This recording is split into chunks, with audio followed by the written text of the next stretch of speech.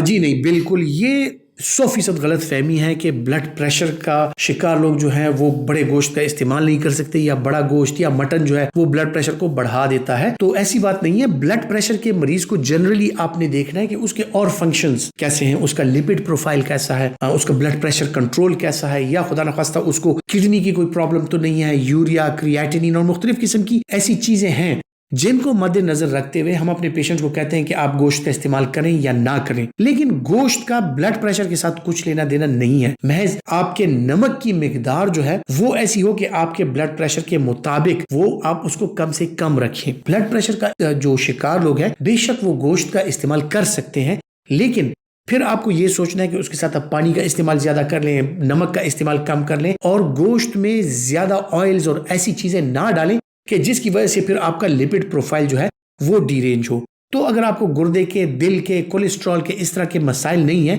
सिर्फ blood pressure अगर है, तो बिल्कुल आप गोश्त का इस्तेमाल कर सकते हैं।